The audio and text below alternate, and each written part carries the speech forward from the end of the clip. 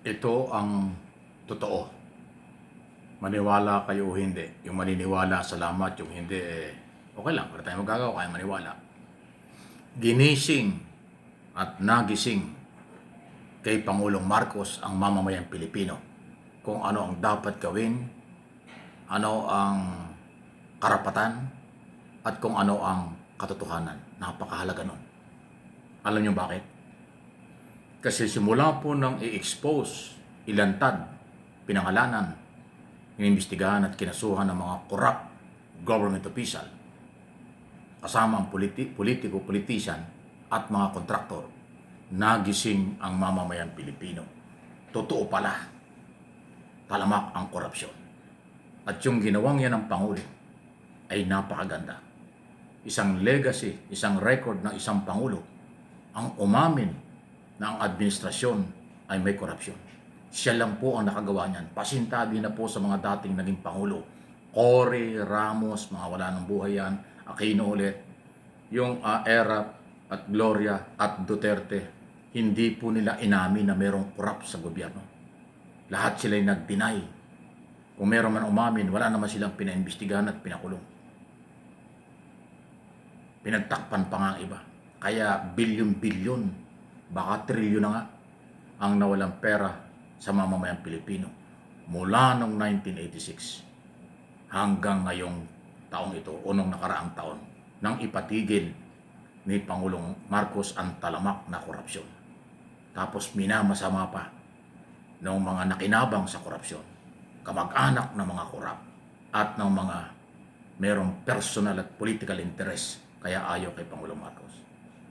Si Pangulong Marcos lang ang nakapag-open ng website o isumbong sa Pangulo ang mga palpak na proyekto, ghost project, substandard, nationwide. Siya din ang nag-expose ng politician at mga kontrakto na sangkot sa kalokohan at korupsyon. Yan ang sinasabi kong dahilan kung bakit nagising sa karapatan, kaalaman at katotohanan at obligasyon ang mga Pilipino. Because of President Ferdinand Romualdez Marcos Jr., PBBM. Sa totoo lang po. Balikan nyo ang mga nakaraang Pangulo. May ginawa bang ganyan? Wala. Tapos ngayon pinagbintangan pa nilang kinukonsinti.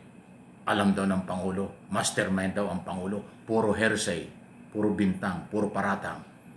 Kahit na yan ay nakasulat doon sa kanilang impeachment complaint, hindi naman po napatunayan.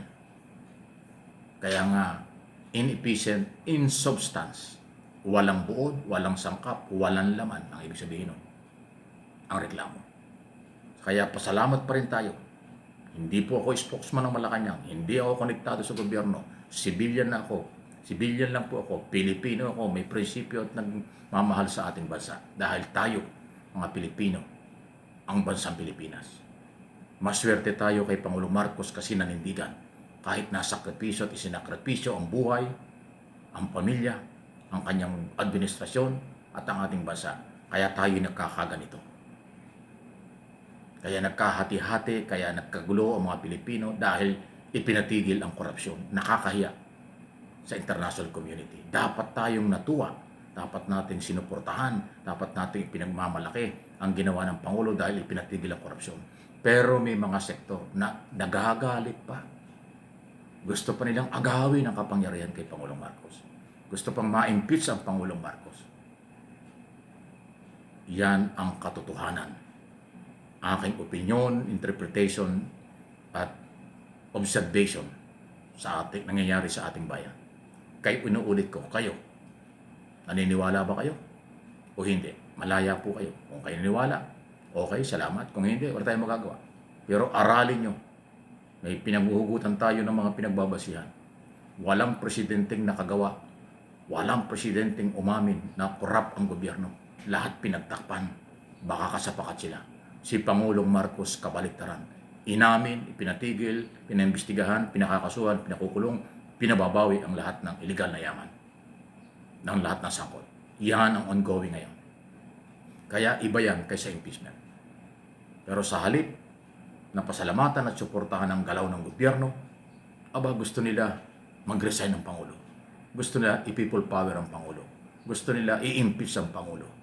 At ngayon ay hindi pa sapat sa gusto nila patuloy na gawin ng destabilization laban sa administrasyon. Sino sasama sa inyo? Walang maniniwala sa inyo at walang sasama sa inyo. Lalo na yung marurunong, profesional, nakakaintindi ng mga Pilipino. Kakaunti ang hindi nakakaintindi. Yun lang ang kakampi nyo. Ang Pilipino ay matalino. Lahat ng Pilipino sa buong mundo matatalino. Marami, majority matatalino. Kaya hindi nyo mahikayat sa ganyang galaw. Yun po, ginajustify ko kung gaano kahalaga, paano ginising, paano minulat, paano nagkaroon ng idea ang mga Pilipinong suportahan ang kampanyang ito. At tama ang ginawa ng Pangulo.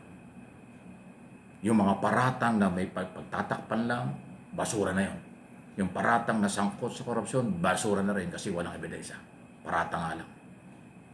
Dahil nga po, sila'y tinamaan. Ang nag-iingay at galit sa gobyerno, posibleng sila yung korap. Posibleng nakinabang sa korupsyon.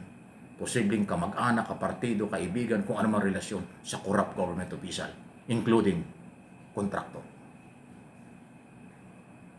Pati mga politiko, nagalit sa gobyerno, posibleng korap yan.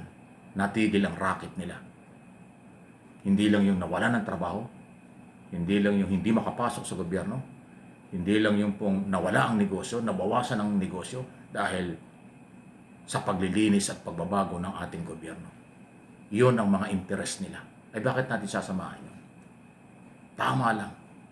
Tamang daan, direksyon, rule of law, due process, yun ang nangyayari. No one is above the law. Ignorance of the law excuses no one. Yun naman po talaga eh. Kahit hindi abogado, pwedeng sabihin yan, totoo naman yan. Hindi naman pwedeng abogado lang nakakaintindi ng batas. Hindi totoo yun. Maraming hindi abogado pero nakakaintindi ng sitwasyon. Ang gobyerno at isyu sa gobyerno, hindi kailangan abogado lang ang nakakaintindi. Ang mga isyu sa bayan, isyong pambayan, hindi pwedeng taga-gobyerno at politiko at abogado lang ang marunong. Hindi. Dapat mas matalino ang Pilipinong may-ari ng gobyerno, may-ari ng pera kung bakit nakakagalaw ang gobyerno. Ang mga nasa gobyerno mula presidente hanggang barangay chairman, ang kanilang obligasyon, pangalagaan ang pera ng bayan at ang mamamayang Pilipino. Yun po yun. Hindi sila dapat maging bahagi, kasapakat ng katiwalian.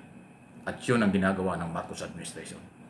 Pinatigil, pinakakasuhan at binabawi ang mga illegal na yaman, kurakot sa pera ng bayan. Ayun, di ba? So, yung mga hindi pa nagigising, magising na kayo. Nasa tamang direksyon ang galaw. Huwag kayong pabudol, huwag kayong palinlang sa mga drama, paawa, gimmick, nung ang sektor na ang layunin, personal and political interest lang. Totoo yan. Please like and share ang ating mga topic for education, for information.